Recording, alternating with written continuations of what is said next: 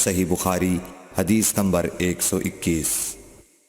نبی اکرم صلی اللہ علیہ وسلم نے حجۃ الوداع میں فرمایا کہ لوگوں کو بالکل خاموش کر دو تاکہ وہ خوب سن لیں۔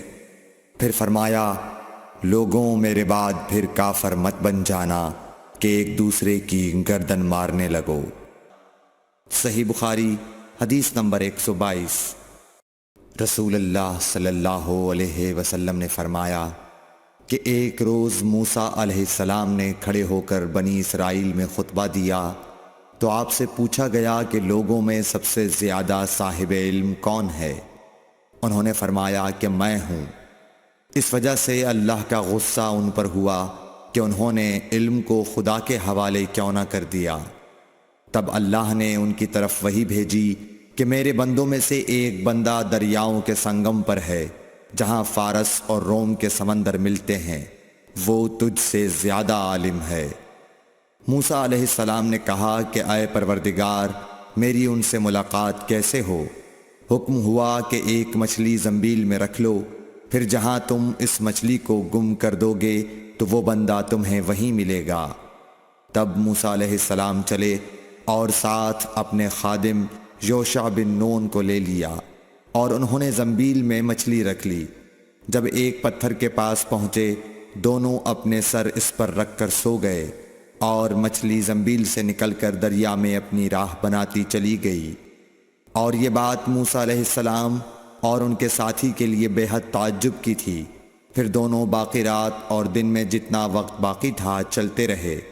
جب صبح ہوئی موسیٰ علیہ السلام نے خادم سے کہا ہمارا ناشتہ لاؤ، اس سفر میں ہم نے کافی تکلیف اٹھائی ہے۔ اور موسیٰ علیہ السلام بالکل نہیں تھکے تھے، مگر جب اس جگہ سے آگے نکل گئے جہاں تک انہیں جانے کا حکم ملا تھا تب ان کے خادم نے کہا کہ کیا آپ نے دیکھا تھا کہ جب ہم صخرہ کے پاس ٹھہرے تھے تو میں مچھلی کا ذکر بھول گیا؟ بقول بعض صخرہ کے نیچے آب حیات تھا، وہ اس مچھلی پر پڑا اور وہ زندہ ہو کر بقدرت الہی دریا میں چل دی۔ یہ سن کر موسیٰ علیہ السلام بولے کہ یہ ہی وہ جگہ ہے جس کی ہمیں تلاش تھی، تو وہ پچھلے پاؤں واپس ہو گئے۔ جب پتھر تک پہنچے تو دیکھا کہ ایک شخص کپڑا اوڑھے ہوئے موجود ہے۔ موسیٰ علیہ السلام نے انہیں سلام کیا۔ خضر نے کہا کہ تمہاری سرزمین میں سلام کہاں؟ پھر موسیٰ علیہ السلام نے کہا کہ میں موسیٰ ہوں۔ خضر بولے کہ بنی اسرائیل کے موسیٰ؟ انہوں نے جواب دیا ہاں۔ پھر کہا کہ کیا میں آپ کے ساتھ چل سکتا ہوں تاکہ آپ مجھے ہدایت کی وہ باتیں بتلاؤ جو اللہ نے خاص آپ ہی کو سکھلائی ہیں؟ خضر بولے کہ تم میرے ساتھ صبر نہیں کر سکو گے۔ اے موسیٰ، مجھے اللہ نے ایسا علم دیا ہے جسے تم نہیں جانتے، اور تم کو جو علم دیا ہے اسے میں نہیں جانتا۔ اس پر موسیٰ علیہ السلام نے کہا کہ خدا نے چاہا تو آپ مجھے صابر پاؤ گے، اور میں کسی بات میں آپ کی نافرمانی نہیں کروں گا۔ پھر دونوں دریا کے کنارے کنارے پیدل چلے۔ ان کے پاس کوئی کشتی نہ تھی کہ ایک کشتی ان کے سامنے سے گزری تو کشتی والوں سے انہوں نے کہا کہ ہمیں بٹھا لو۔ خضر کو انہوں نے پہچان لیا اور بغیر کرائے کے سوار کر لیا۔ اتنے میں ایک چڑیا آئی اور کشتی کے کنارے پر بیٹھ گئی۔ پھر سمندر میں اس نے ایک یا دو چونچیں ماری۔ اسے دیکھ کر خضر بولے کہ اے موسیٰ، میرے اور تمہارے علم نے اللہ کے علم میں سے اتنا ہی کم کیا ہوگا جتنا اس چڑیا نے سمندر کے پانی سے۔ پھر خضر نے کشتی کے تختوں میں سے ایک تختہ نکال ڈالا۔ موسیٰ علیہ السلام نے کہا کہ ان لوگوں نے تو ہمیں کرایہ لیے بغیر مفت میں سوار کیا، اور آپ نے ان کی کشتی کی لکڑی اکھاڑ ڈالی تاکہ یہ ڈوب جائیں۔ خضر بولے کہ کیا میں نے نہیں کہا تھا کہ تم میرے ساتھ صبر نہیں کر سکو گے؟ اس پر موسیٰ علیہ السلام نے جواب دیا کہ بھول پر میری گرفت نہ کرو۔ موسیٰ علیہ السلام نے بھول کر یہ پہلا اعتراض کیا تھا۔ پھر دونوں چلے۔ کشتی سے اتر کر ایک لڑکا بچوں کے ساتھ کھیل رہا تھا۔ خضر نے اوپر سے اس کا سر پکڑ کر ہاتھ سے اسے الگ کر دیا۔ موسیٰ علیہ السلام بول پڑے، کیا آپ نے ایک بے گناہ بچے کو بغیر کسی جانی حق کے مار ڈالا؟ غضب ہو گیا۔ خضر بولے کہ میں نے تم سے نہیں کہا تھا کہ تم میرے ساتھ صبر نہیں کر سکو گے؟ ابن عیینہ کہتے ہیں کہ اس کلام میں پہلے سے زیادہ تاکید ہے، کیونکہ پہلے کلام میں لفظ لکا نہیں کہا تھا، اس میں لکا زائد کیا جس سے تاکید ظاہر ہے۔ پھر دونوں چلتے رہے حتیٰ کہ ایک گاؤں والوں کے پاس آئے، ان سے کھانا لینا چاہا، انہوں نے کھانا کھلانے سے انکار کر دیا۔ انہوں نے وہیں دیکھا کہ ایک دیوار اسی گاؤں میں گرنے کے قریب تھی۔ خضر نے اپنے ہاتھ کے اشارے سے اسے سیدھا کر دیا۔ موسیٰ علیہ السلام بول اٹھے کہ اگر آپ چاہتے تو گاؤں والوں سے اس کام کی مزدوری لے سکتے تھے۔ خضر نے کہا کہ بس اب ہم اور تم میں جدائی کا وقت آ گیا ہے۔ جناب محبوب کبریا رسول اللہ صلی اللہ علیہ وسلم فرماتے ہیں کہ اللہ موسیٰ علیہ السلام پر رحم کرے۔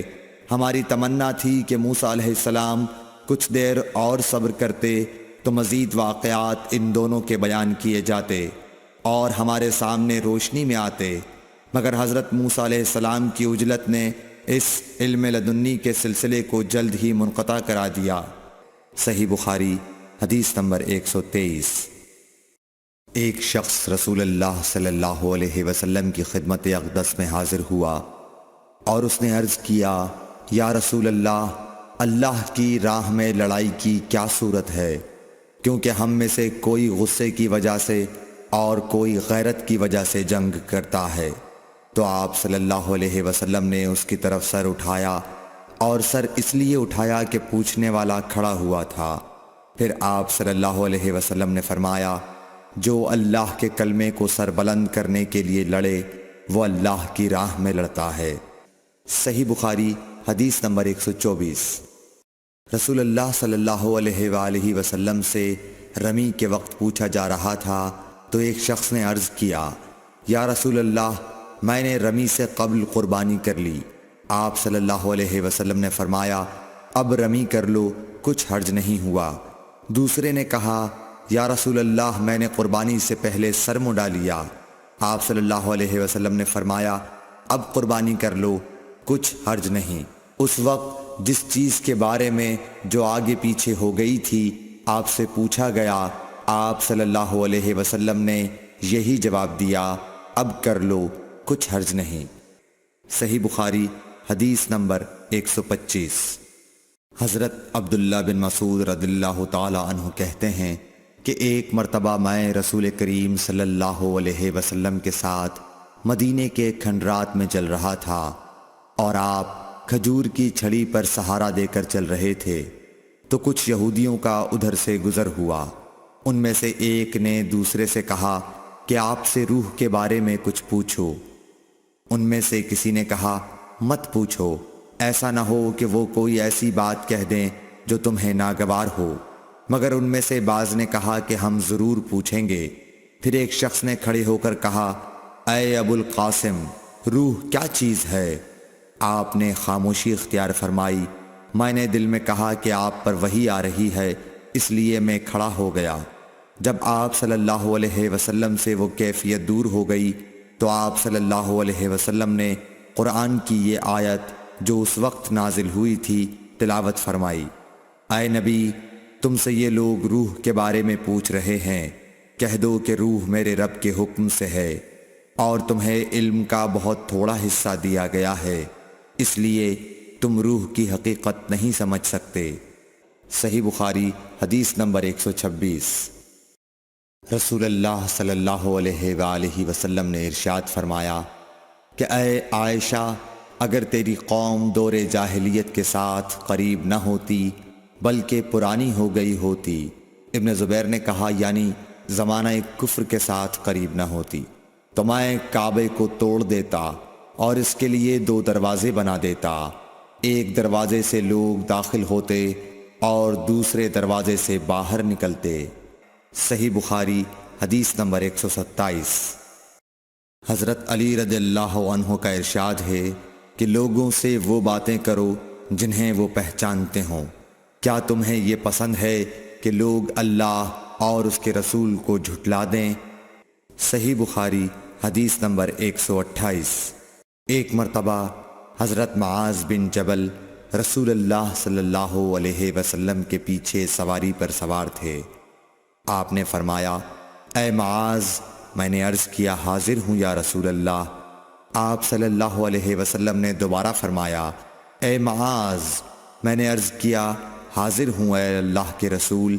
آپ صلی اللہ علیہ وسلم نے سے بارہ فرمایا اے معاذ۔ میں نے عرض کیا حاضر ہوں اے اللہ کے رسول۔ 3 بار ایسا ہوا۔ اس کے بعد آپ صلی اللہ علیہ وسلم نے فرمایا کہ جو شخص سچے دل سے اس بات کی گواہی دے کہ اللہ کے سوا کوئی معبود نہیں ہے اور محمد صلی اللہ علیہ وسلم اللہ کے سچے رسول ہیں، اللہ تعالی اس کو دوزخ کی آگ پر حرام کر دیتا ہے۔ میں نے کہا یا رسول اللہ کیا اس بات سے لوگوں کو باخبر نہ کر دوں تاکہ وہ خوش ہو جائیں؟ آپ صلی اللہ علیہ وسلم نے فرمایا اگر تم یہ خبر سناؤ گے تو لوگ اس پر بھروسہ کر بیٹھیں گے اور عمل چھوڑ دیں گے۔ صحیح بخاری حدیث نمبر 129۔ رسول کریم صلی اللہ علیہ وسلم نے ایک روز معاذ رضی اللہ عنہ سے فرمایا کہ جو شخص اللہ سے اس کیفیت کے ساتھ ملاقات کرے کہ اس نے اللہ کے ساتھ کسی کو شریک نہ کیا ہو، وہ یقیناً جنت میں داخل ہوگا۔ معاذ بولے یا رسول اللہ کیا میں اس بات کی لوگوں کو بشارت نہ سنا دوں؟ آپ صلی اللہ علیہ وسلم نے فرمایا نہیں، مجھے خوف ہے کہ لوگ اس پر بھروسہ کر بیٹھیں گے۔ صحیح بخاری حدیث نمبر 130۔ ام سلیم نامی ایک عورت رسول کریم صلی اللہ علیہ وسلم کی خدمت اقدس میں حاضر ہوئیں اور عرض کیا کہ یا رسول اللہ، اللہ تعالی حق بات بیان کرنے سے نہیں شرماتا، اس لیے میں پوچھتی ہوں کہ کیا احتلام سے عورت پر بھی غسل ضروری ہے؟ آپ صلی اللہ علیہ وسلم نے فرمایا کہ ہاں، جب عورت پانی دیکھ لے یعنی کپڑے وغیرہ پر منی کا اثر معلوم ہو۔ تو یہ سن کر حضرت ام سلمہ رضی اللہ عنہا نے شرم کی وجہ سے اپنا چہرہ چھپا لیا اور کہا یا رسول اللہ کیا عورت کو بھی احتلام ہوتا ہے؟ آپ نے فرمایا ہاں، تیرے ہاتھ خاک آلود ہوں، پھر کیوں اس کا بچہ اس کی صورت کے مشابہ ہوتا ہے، یعنی یہی اس کے احتلام کا ثبوت ہے۔